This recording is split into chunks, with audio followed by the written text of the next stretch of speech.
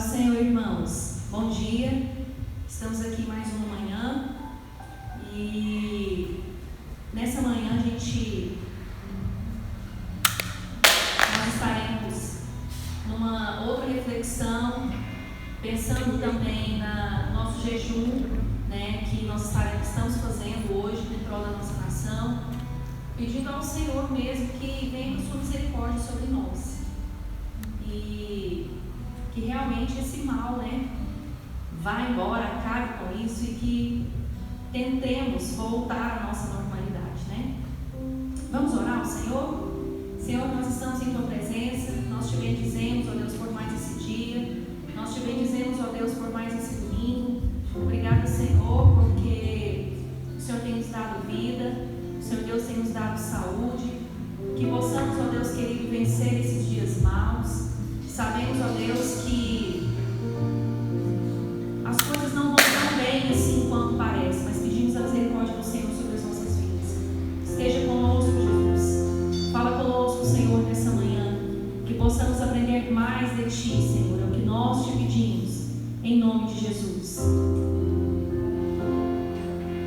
Eu gostaria de ler com vocês, antes da gente fazer o louvor, eu gostaria de ler uma passagem bíblica que está lá em 1 Pedro, no capítulo 1, versículo 15 e o versículo 16. A lição de hoje, nós estamos começando uma nova revista, de um novo trimestre, na verdade, na escola dominical. E a lição 1, ela fala que Deus nos chamou para a santificação.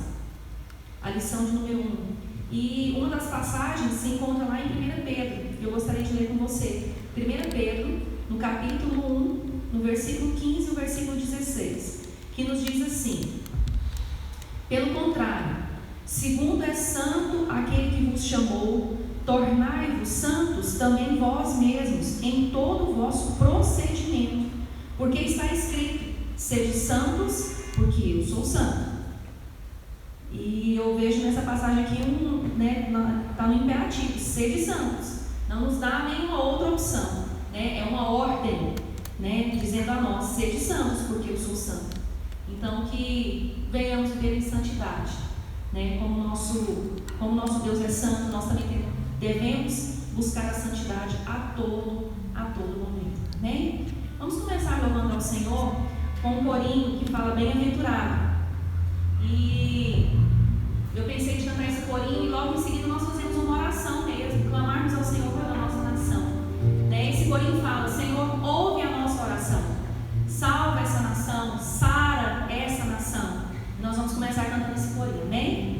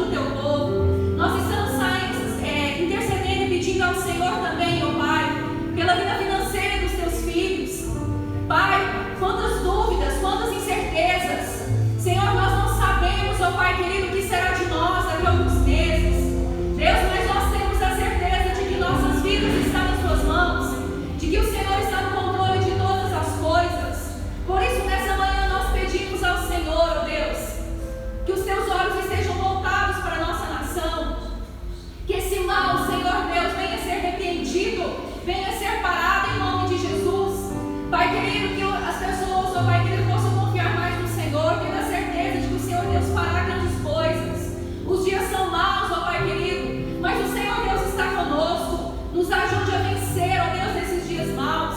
Nos ajude, Senhor Deus, a transpor todas as barreiras. Pai, nós pedimos e clamamos ao Senhor nessa manhã. Sara a nossa nação, aqueles que estão enfermos, aqueles que estão debilitados, aqueles que precisam, Senhor Deus, do Senhor nessa hora. Pai querido, que o Senhor Deus continue a cuidar de nós. Nós queremos, ó Pai querido, estar, ó Pai, mais voltados para o Senhor. Nós queremos, ó Deus querido, buscar o Senhor enquanto nós podemos achar. Nós sabemos que os dias são maus. Nós sabemos, ó Deus querido, que as perspectivas não são boas. Mas aquele que está em Cristo, Senhor Deus, é mais do que vencedor. Por isso nós clamamos nessa manhã e declaramos que nós venceremos. Nós declaramos que nós seremos mais do que vencedores em Cristo Jesus. Nós clamamos ao Senhor pela nossa nação. Deus, que não percamos os nossos empregos. Senhor Deus, que nós não percamos a nossa saúde, que nós não percamos os nossos entes queridos.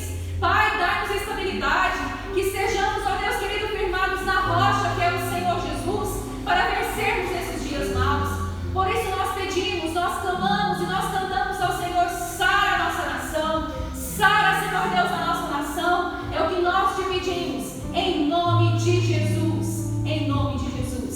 Seja sempre Deus. Aleluia.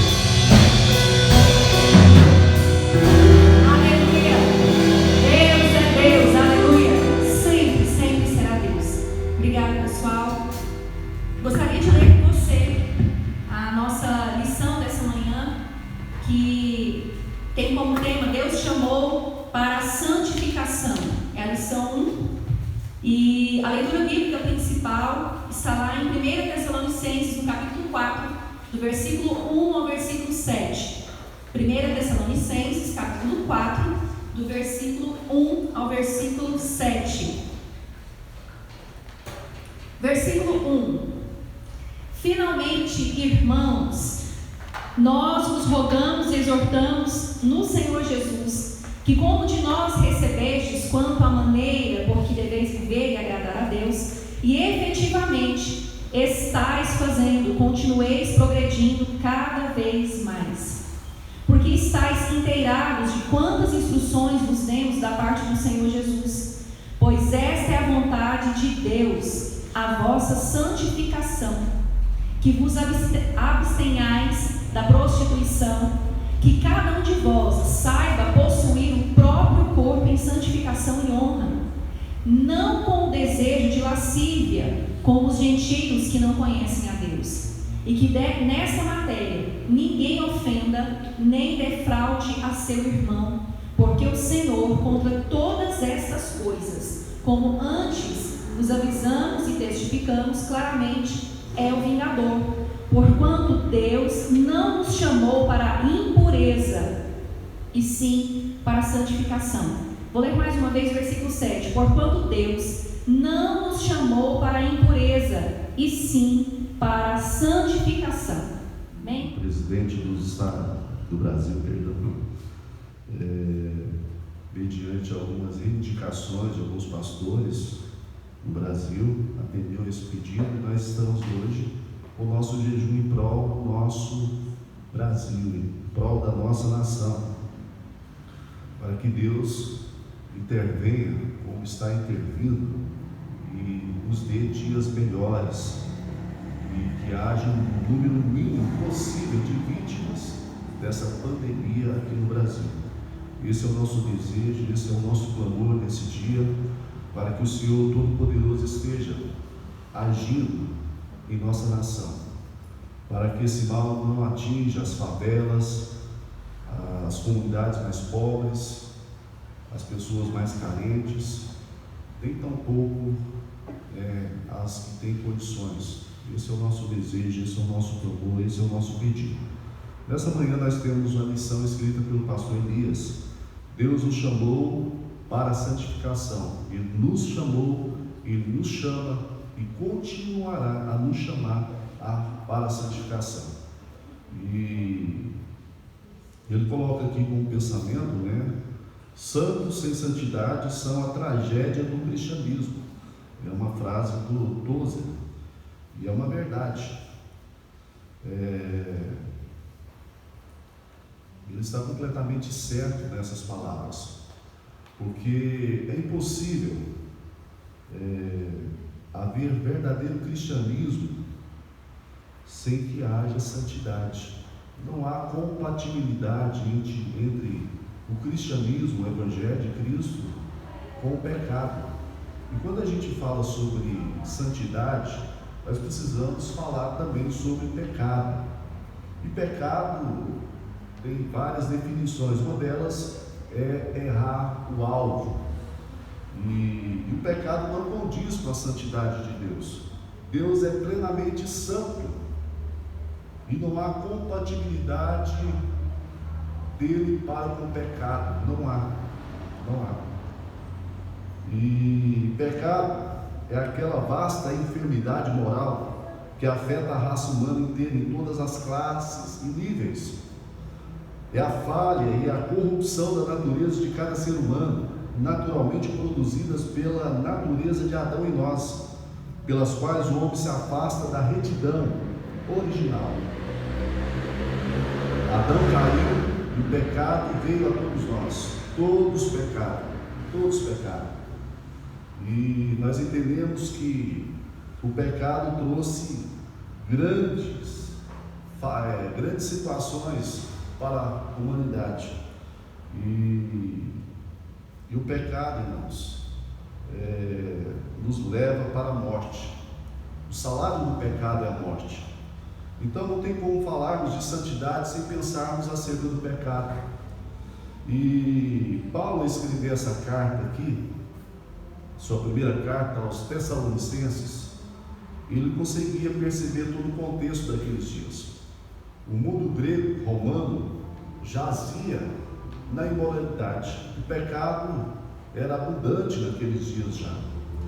E Paulo, percebendo toda essa realidade, e aqueles cristãos que, mediante a sua palavra, mediante o Evangelho de Cristo Jesus, haviam aceitado o Evangelho, Paulo, preocupado, pensando sobre todas essas realidades de pecado ali no contexto da igreja de Tessalônica, escreve então acerca da santidade aqui no capítulo 4, dizendo para nós que há uma necessidade de estarmos buscando a santificação. Demóstenes, o escritor daquele tempo, disse algo interessante: temos prostitutas para o prazer, concubinas para as necessidades diárias do corpo, esposa para procriar filhos e para o cuidado fiel de nossas casas. Enquanto o homem mantivesse a sua mulher e a sua família, não havia motivo de vergonha nas relações extraconjugais. Era normal, era comum naquele tempo. Se o homem tivesse a sua esposa e filhos em casa e cuidasse deles, ele poderia ter uma vida extraconjugal, uma vida de imoralidade. Isso não daria a ele nenhum constrangimento. E essa é a questão que nós podemos ver se repetir em nossos dias. Nós vivemos uns dias um tanto que difíceis em relação ao pecado. E cada geração tem a sua própria classificação dos pecados. Essa é a grande questão que a gente pode ver. E uma das características que define nossa geração é a minimização de qualquer noção de pecado. Dentro desse contexto hipermoderno, nós podemos ver que há uma relativização em relação ao pecado. Como se o pecado não fosse tão cruel, tão devastador. E alguns vão dizer que para se viver os nossos dias é preciso ter um pouco de pecado, vamos assim dizer. E essa cultura hipermoderna, pluralista e líquida, nos entrega uma licença de que podemos viver de qualquer jeito, né? E termos o que desejamos. E essa é a grande questão que nós precisamos entender. Ela tem nos ensinado a sermos administradores de nossos próprios pecados. E ao sermos administradores dos nossos próprios pecados, deixamos de acreditar na palavra do Senhor e começamos a acreditar naquilo que nós pensamos ser certo. E pecados vão se tornando um tanto que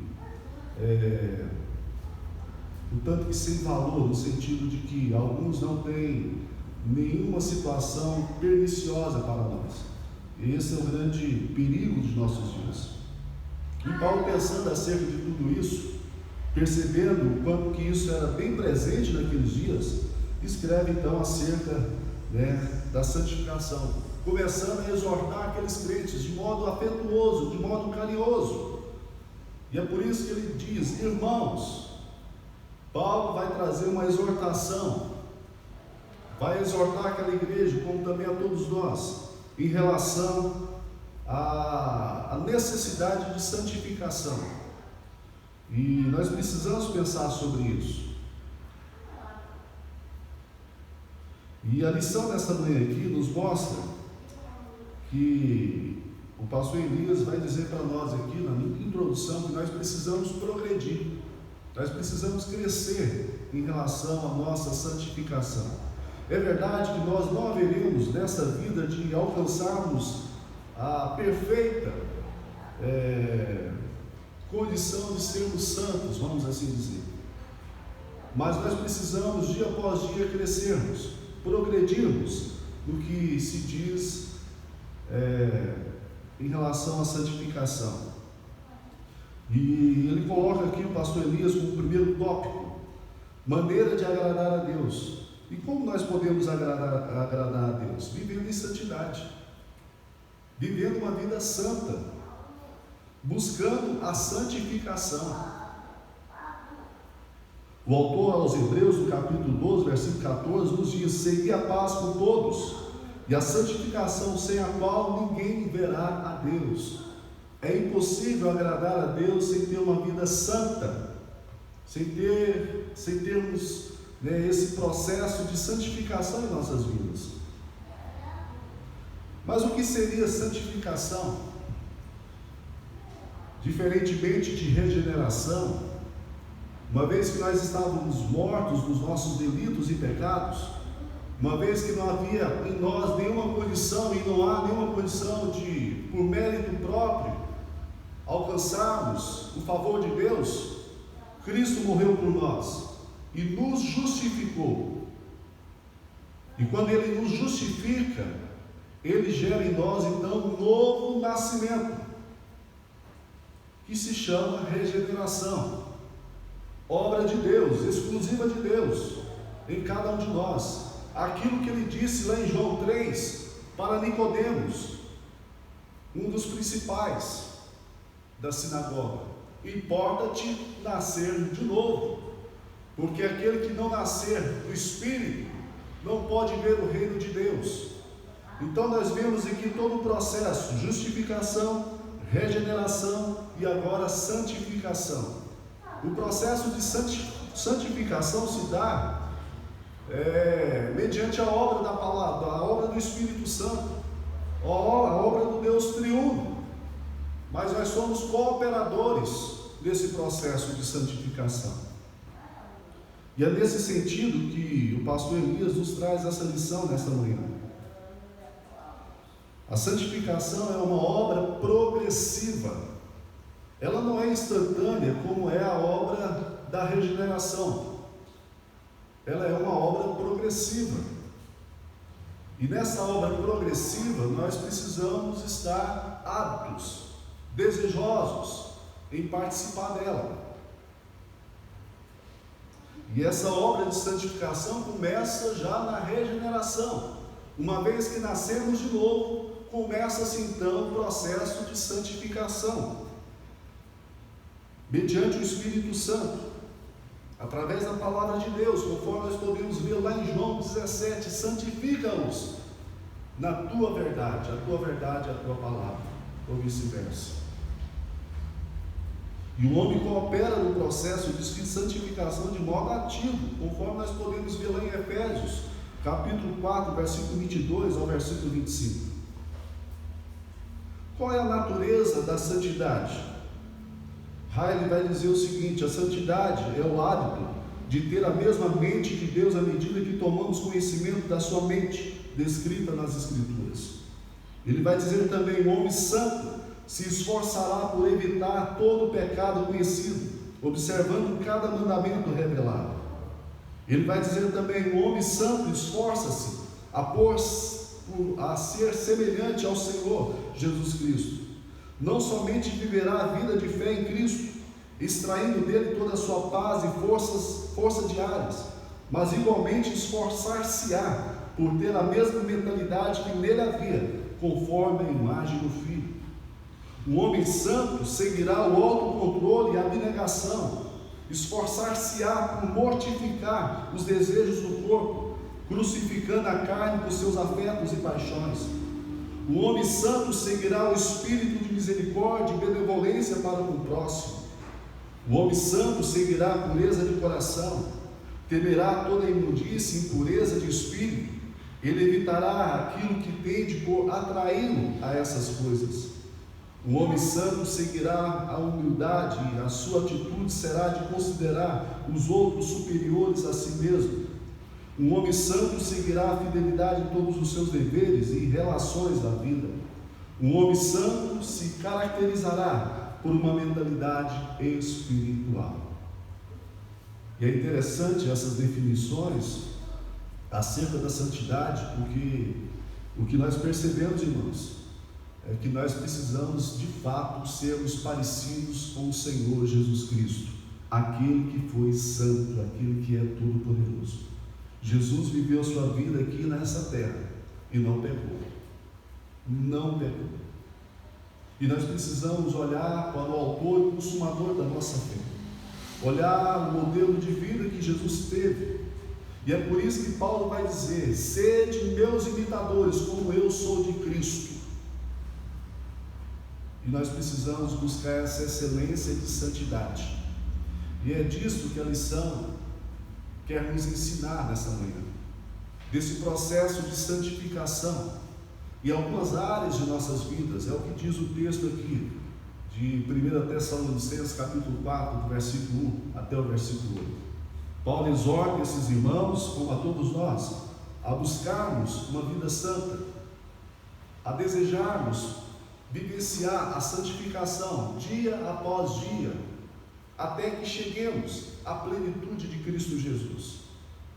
É verdade que nesse corpo mortal será impossível alcançarmos a plenitude total, a perfeição, mas naquele processo o qual nós entendemos na Bíblia, de justificação, regeneração, santificação, haveremos de sermos glorificados em Cristo Jesus, haveremos de receber um corpo glorificado, e então alcançaremos essa plenitude.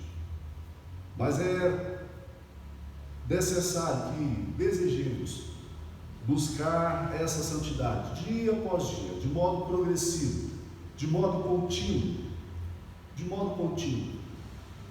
E quanto mais nos aproximamos de Deus, quanto mais nos aproximamos da luz, mais temos consciência da nossa pecaminosidade, mais temos consciência de quem nós somos diante do Senhor. E é por isso que a luz de Cristo mostra em nós todas as nossas mazelas, todos os nossos pecados, tudo aquilo que é horrendo aos olhos de Deus. E quanto mais nos aproximamos de Deus, mais noção temos de nossas mazelas, das nossas fraquezas, das nossas limitações espirituais. Então, nessa manhã, nós temos aqui essa lição escrita pelo pastor Elias, que vai trazer para nós essa exortação do apóstolo Paulo. Deus nos chama para a santificação. Deus continuamente estará nos chamando para a santificação. Isso precisa martelar na nossa mente, isso precisa martelar em nosso coração, isso precisa gerar em nós um senso de urgência, dia após dia, que nós precisamos estar preparados para a volta do Senhor, quer seja ela coletiva, quer seja ela individual. Nós precisamos viver essa vida como se Cristo viesse voltar hoje e estarmos prontos e preparados, como aquelas 5 virgens prudentes, que não apenas estavam com as suas lâmpadas acesas, mas haviam levado estoque de azeite, para que se houvesse demora do noivo, elas não viessem a ser encontradas de modo despreparadas, mas que tivessem preparadas. E o que nós precisamos e desejamos, irmãos, deve ser isso. Paulo então vai enumerar algumas áreas a qual a santificação precisa permear em nossas vidas, precisa trabalhar em nossas vidas. E é isso que o pastor Elias vai colocar aqui. E a primeira realidade que ele nos mostra aqui é que essa santificação precisa atingir a questão da moral. A santificação promove no crente uma transformação moral segundo a imagem de Cristo. Nós sabemos que Deus, Jesus Cristo, o Espírito Santo santificam, mas o próprio crente precisa participar desse processo. A santificação conduz o crente ao sistema de mortificação da natureza pecaminosa, ou seja, a carne. Por isso o Senhor quer nos ver numa contínua escala de santificação. E nós precisamos entender que esse processo de santificação vai atingir a questão moral. E hoje, em nossos dias, nós estamos vendo tantos rumores de quedas de até mesmo de homens de Deus no sentido moral. todos nós estamos sujeitos a tudo isso. Mas o que Paulo mostra para nós aqui, irmãos, é que nós precisamos entender que a santificação precisa atingir a questão moral de cada um de nós. É isso que o pastor Elias vai colocar aqui. A santificação promove no crente uma transformação moral, segundo a imagem de Cristo. Nós sabemos que Deus, Jesus Cristo e o Espírito Santo santificam, mas o próprio crente também precisa participar desse processo, buscando e demonstrando interesse, pois ele possui os meios, ou seja, oração, meditação da palavra, adoração e jejum. A santificação induz o crente ao sistema. Eu não colocaria essa palavra induz, ela conduz, amém? A santificação conduz o crente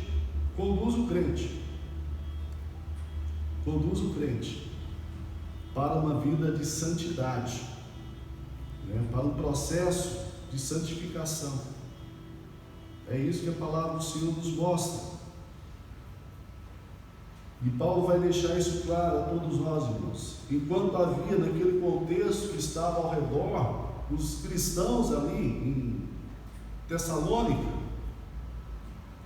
Paulo, preocupado com toda essa realidade, porque eram crentes, eram novos convertidos, e todo aquele perigo permeava, porque a cultura daqueles dias, né, havia um costume, irmãos, das mulheres divorciar, porque parecia ser um modismo no contexto do Império Romano. E isso era muito pernicioso. No contexto grego, essa questão de fidelidade matrimonial eram coisas que não eram reais, porque era bem presente naquele contexto, era a imoralidade, do seu maior grau possível. O pastor Elias vai colocar aqui no subtópico, no tópico 2, como subtópico 2, do tópico 2, o pecado na área sexual. E todo o contexto aqui, do texto do qual nós lemos, de 1 Tessalonicenses, capítulo 4, do versículo 1 até o versículo 8, fala acerca de moralidade sexual. O contexto aqui é sobre a questão, né, de carnalidade, né, de pecados, né, no âmbito sexual. Nós podemos ver aqui o termo porneia, que vai abranger toda imoralidade sexual. E ele vai falar aqui no segundo subtópico, o pecado na área sexual, que vós abstenhais da prostituição, ou seja, toda imoralidade sexual, todas as relações sexuais fora daquelas que ocorrem dentro do relacionamento do casamento, seja prostituição, seja fornicação, tudo isso aos olhos de Deus é pecado. Tudo isso aos olhos de Deus é pecado. E Paulo está falando para aqueles irmãos ali da igreja em Tessalônica e para todos nós, que nós precisamos fugir de tudo isso. Nós precisamos buscar a santificação, porque ela haverá de atingir essas realidades de cada um de nós. Por exemplo, na área sexual.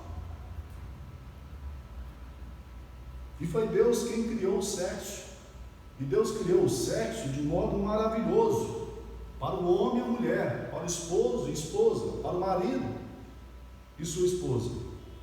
No contexto de casamento, fora disso, o que nós podemos ver é apenas pecado, fornicação, prostituição, e o que mais há em nosso contexto, em nossos dias. E o pecado distorceu aquilo que Deus criou, vamos assim dizer. Distorceu a essência, a natureza do sexo. E hoje nós podemos ver, irmãos, todo tipo de pecado na área sexual. E nós precisamos entender, irmãos, que a santificação, ela vai atingir essa esfera de nossas vidas. Vai atingir a questão da área sexual, da vida sexual de todos nós. Fora do casamento é pecado. Antes do casamento é pecado. Nós precisamos pensar sobre tudo isso. Ele vai colocar aqui, no terceiro subtópico, santificação e honra. O corpo é um vaso de Deus, e nesse sentido precisamos honrar o Senhor com o nosso corpo. A ideia aqui do versículo é mostrar para nós que tanto casados ou solteiros, ambos estão sujeitos à impureza sexual. E vez ou outra a gente tem, algumas pessoas, tem a ilusão de pensar o seguinte: eu vou me casar e casando eu não terei mais dificuldades com essa questão sexual. Está resolvido. Não serei tentado. Não terei nenhuma situação. E não é bem assim. A gente sabe que não é bem assim. E o que Paulo mostra para nós, irmãos, que nós precisamos honrar o Senhor com o nosso corpo. E o nosso corpo é templo do Espírito Santo. Templo do Espírito Santo. E se ele é templo do Espírito Santo, nós precisamos consagrá-lo ao Senhor. Ser santo é ser separado. É ser separado. É ser separado para uso exclusivo.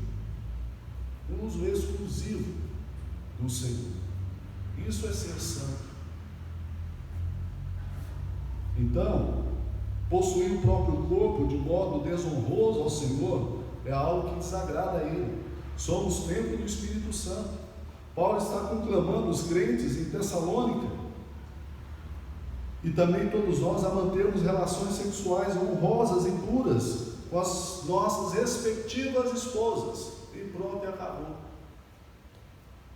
E esse é o cuidado que nós precisamos ter, os que são casados.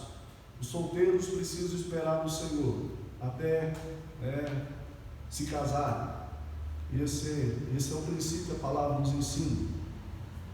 Em quarto, aqui ele coloca, no quarto subtópico, paixão da concupiscência. Não na paixão da concupiscência, ou seja, da lascívia, da luxúria, sensualidade exagerada, perversão sexual como se fosse algo comum. A lascívia implica no desejo propositado de se entregar aos baixos instintos sexuais. Nós podemos ver, irmãos, o quanto isso é bem presente em nossos dias. Imagina o contexto de Paulo aqui, irmãos, que havia uma devassidão de pecado. Imagine nossos dias com toda uma rede de comunicação acessível, onde a pessoa pode acessar todo tipo de coisas que são horrendas aos olhos de Deus. Mais do que nunca, irmãos, nós precisamos buscar a santificação. Mais do que nunca nós precisamos perceber o processo de santificação em nossas vidas, adentrando em todas essas áreas, de modo que tudo que somos, tudo que fazemos, precisa ser respaldado pela vontade do Senhor. Naqueles dias havia toda uma realidade de pecaminosidade na área sexual, como há também em nossos dias. Ele vai colocar aqui em quinto, transgressão e fraude. Alguns estudiosos vão dizer aqui que seria no sentido econômico, no sentido de que o irmão viesse a defraudar outro, trazendo prejuízo para o irmão, dentro da comunidade. Mas o contexto todo aqui, irmãos, mostra para nós que a essência aqui é questão sexual. É pecado no âmbito sexual. Esse é todo o contexto. O que Paulo está dizendo aqui, irmãos, é o que vez ou outra nós percebemos. É que naquele contexto de religiões pagãs, os quais os tessalonicenses faziam parte, e tinham sido libertados de todo tipo de imoralidade sexual, era comum naqueles dias todo tipo de traição,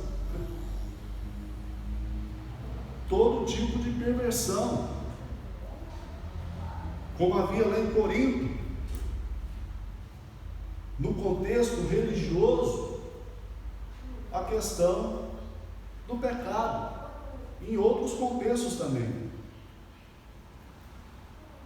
Então não se trata de defraudar economicamente o outro, mas de defraudar sexualmente o outro.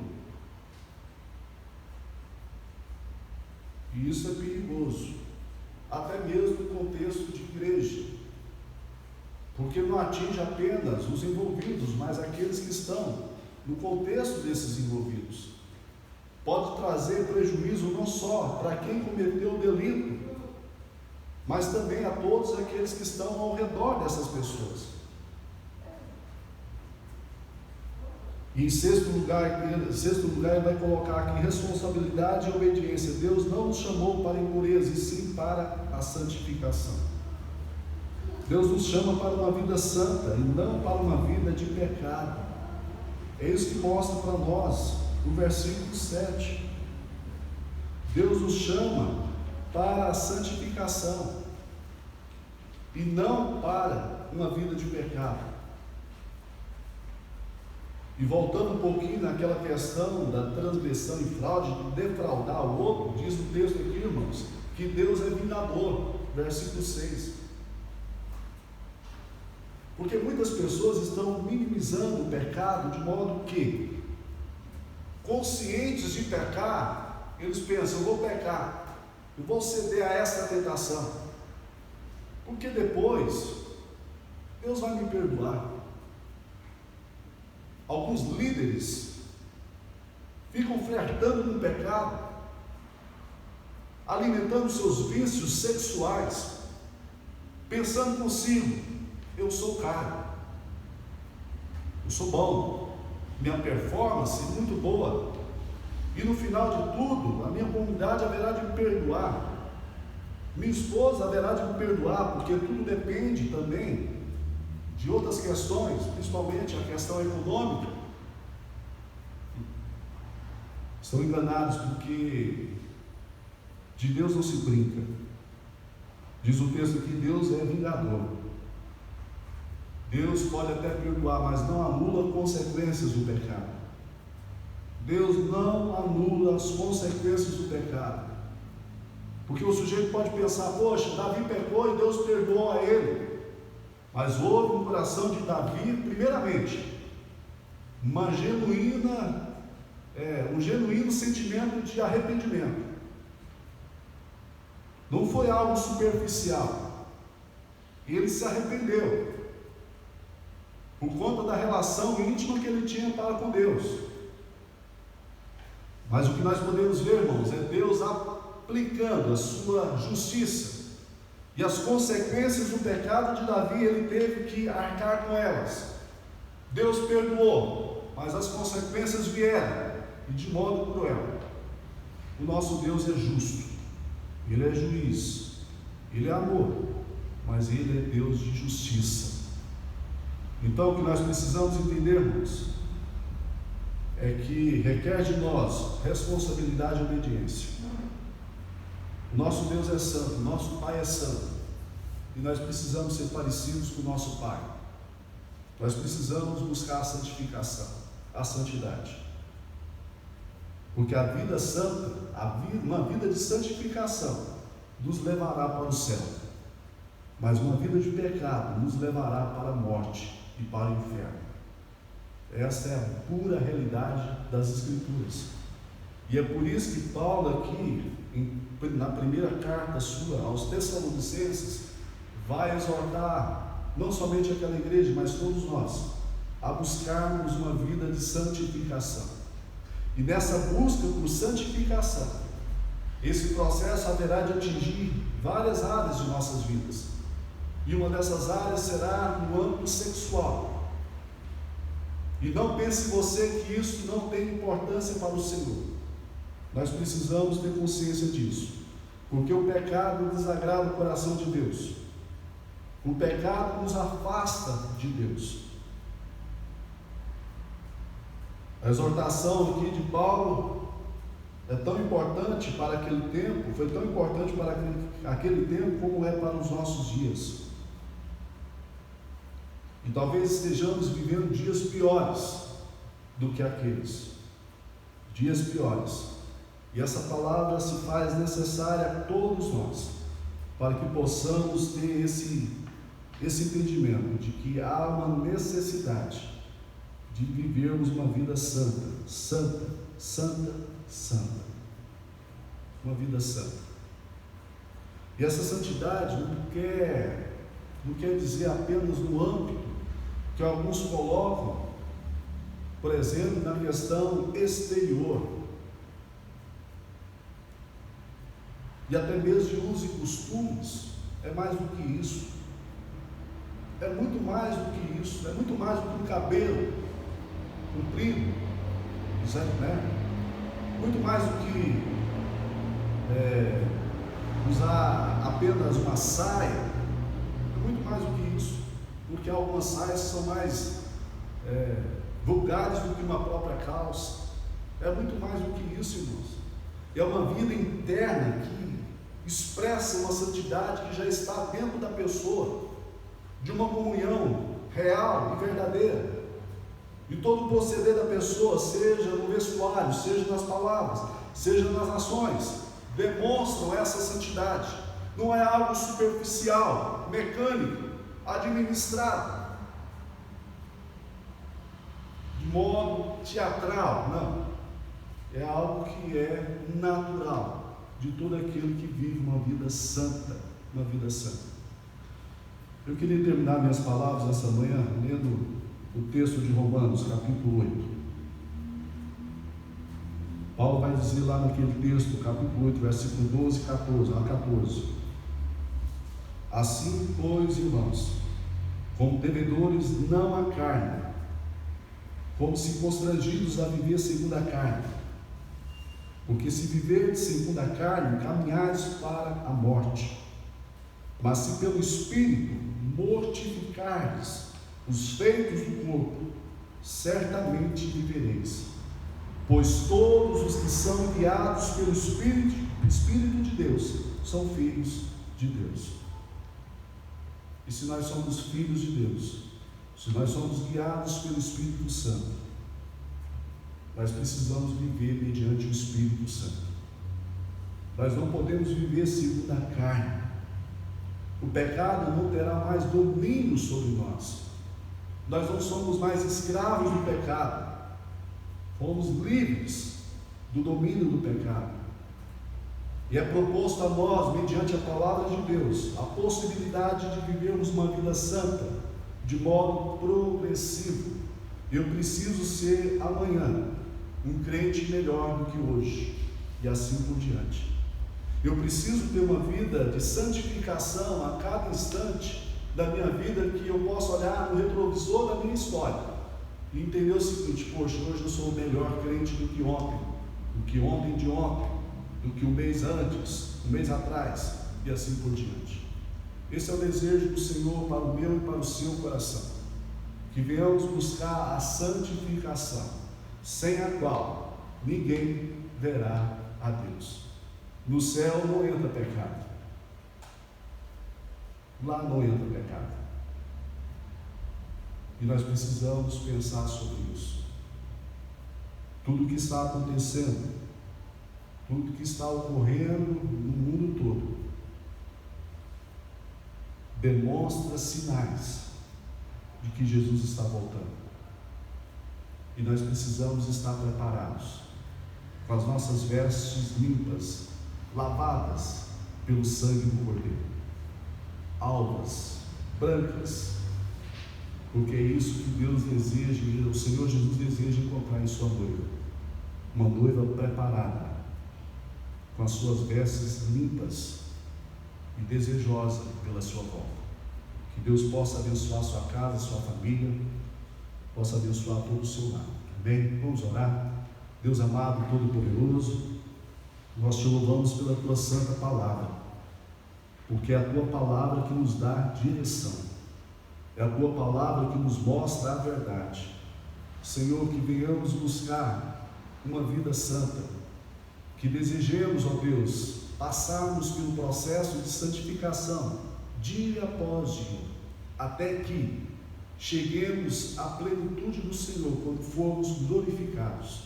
Santo Deus Todo-Poderoso, gere em nós o senso de urgência, de modo que venhamos a não buscar aquilo que agrada a nossa carne, mas aquilo que agrada o Teu Santo Espírito.